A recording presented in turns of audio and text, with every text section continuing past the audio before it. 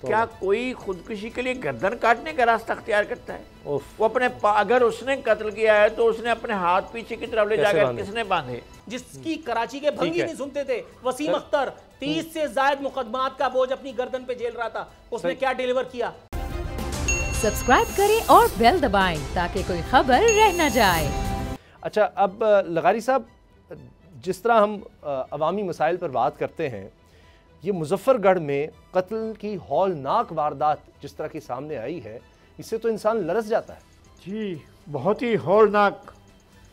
तहसील अलीपुर का शाह मस्तोई है।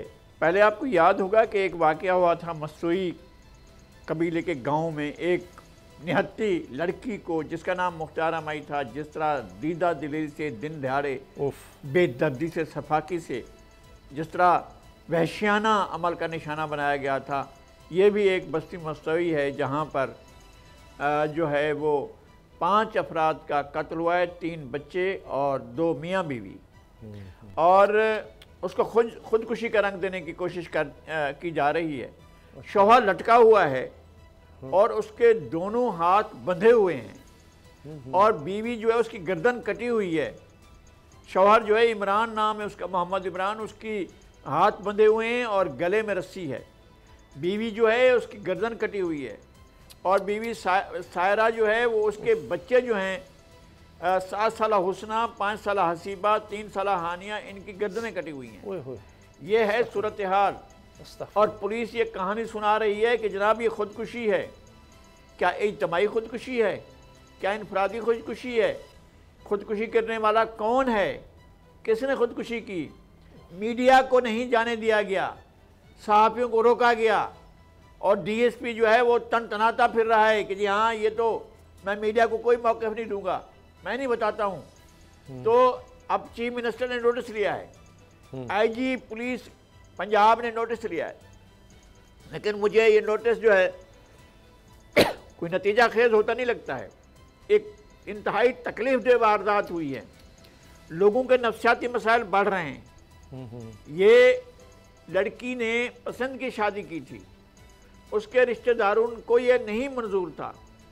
ये वहाँ पर एक कल्चर है, ये सारी सूरत हाल इनके इल्म में होती है और फिर ये कि उल्टा इसको हवा दी जाती है। ऐसे लोगों को प्रोटेक्ट किया जाता है, पुलिस प्रोटेक्ट करती है, कातिलों का तहफ़्फ़ुज़ किया जाता है।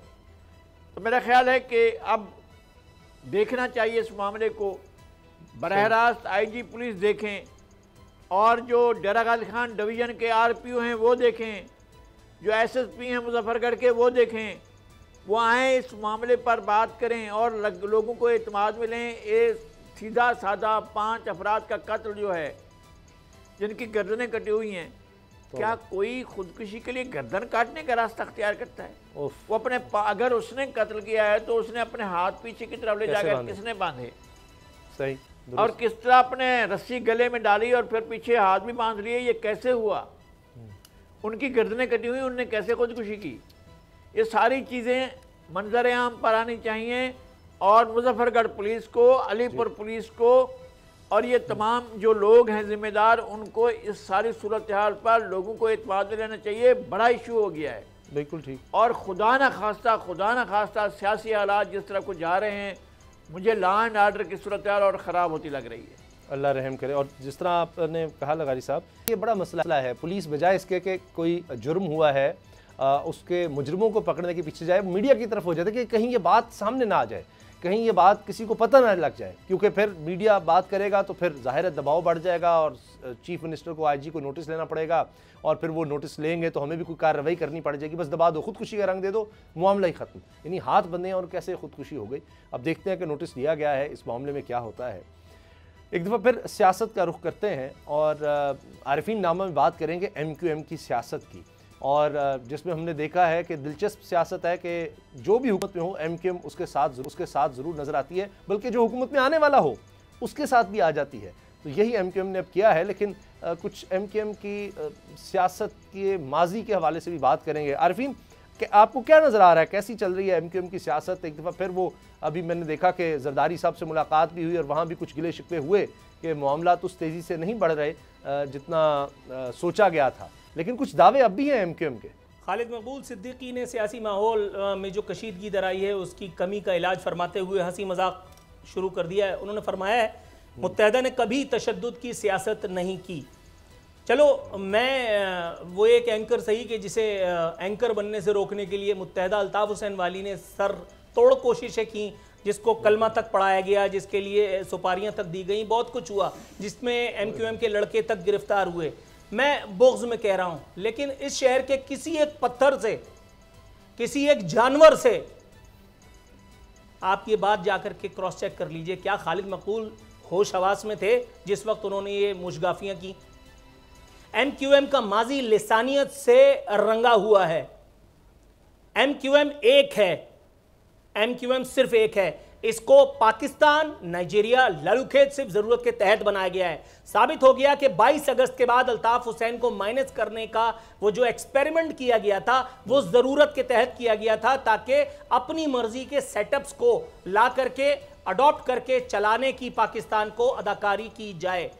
और आपने देखा कि उसके बाद वो लोग जिन पर FIR तक थी, जिनको रॉ से ताल्लुक के ताने तक दिए जाते थे, जिनको उठाया तक गया रात के अंधेरे में घरों से, उनको बाद में नफासत का लिबादा उड़ा करके और फिर इमरान खान सरकार में उनसे क्या कुछ मजदूरियां नहीं करवाई गई।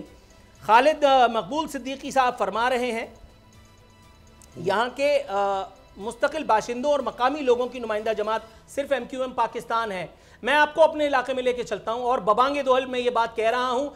PTI को मैंने हर फोरम पर जी। हर उस वक्त के जब PTI पर तनकीद बहसीत हुकूमत बनती थी मैंने की। मैंने नवाज शरीफ पर उस वक्त तनकीद की जब नवाज शरीफ हुकूमत में थे, और अब मैं इन पर इसलिए तबर्रा कर रहा हूं क्योंकि इन पर तबर्रा करना बनता है। आप आकर के देखिए, मैं आपको अपने जहां मैं रहता हूं मैं लेकर के चलता हूं। खुदा की कसम 28 साल में, मैं ऑन एयर कह रहा हूं, इसको रिकॉर्ड बना लीजिए, 28 साल में वहां पर MQM ने कोई काम नहीं किया। एक ऐसा आदमी, एक ऐसा MNA कि जिसको शायद 11th आवर तक खुद भी नहीं पता होगा कि वो वहां उर्दू बोलने वाले लोगों का MNA बना करके और कल से उसको चार्ज दे दिया जाएगा।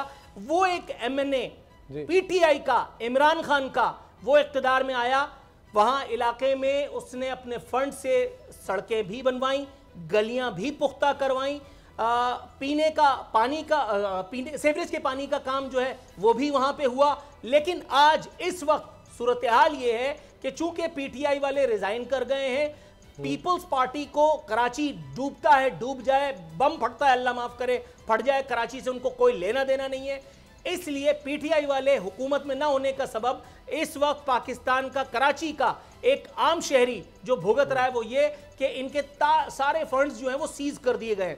वो तमाम मशीनरी जो इस वक्त ग्राउंड पे थी, वो मशीनरी उसके ऊपर मुत्तहदा के झंडे लगा करके और उन मशीनरी को वहां इलाकों में खड़ा कर दिया गया है। सड़कें खुद ही पड़ी हैं, नाले अगर उबले, बरसात होने वाली है और अगर बरसात हुई तो आप सोचिए कि कराची का एक आम आदमी जाएगा कहां? फिर वो जिए मुत्तहदा के नारे लगाएगा? फिर वो ये देखेगा कि कराची का एक आम आदमी, एक उर्दू बोलने वाला, जिसको इलेक्शन में महाजिर होने का झांसा दे करके और लूट लिया जाता है। आज अभी थोड़ी देर पहले हमारे ही चैनल पे खबर ब्रेक हुई है कि रुकन राब्ता कमेटी अब्दुल वसीम का नाम एडमिनिस्ट्रेटर कराची के लिए तजवीज़ कर दिया गया है। मुर्तजा वहाब पहले ही सोने पे सुहागा थे, उससे पहले जो थे, जो अपना मेयर था, जिसकी कराची के भंगी नहीं सुनते थे, वसीम अख्तर, 30 से ज्यादा मुकदमात का बोझ अपनी गर्दन पे झेल रहा था, उसने क्या डिलीवर किया ये बताना पसंद करेंगे MQM और खालिद मकबूल सिद्दीकी। ये बड़ा सवाल है, क्योंकि यही शराइत थी जिनकी वजह से इमरान खान का साथ छोड़कर अब मौजूदा मखलूत हुकूमत उसका साथ देना शुरू किया MQM ने। लेकिन अब जिस तरह आपने एडमिनिस्ट्रेटर की बात की, देख लेते हैं कितना MQM एडमिनिस्ट्रेटर हासिल करके, ये सीट हासिल करके काम करती है। प्रोग्राम देखने का शुक्रिया। सब्सक्राइब करें और बेल दबाएं ताकि कोई खबर रह न जाए।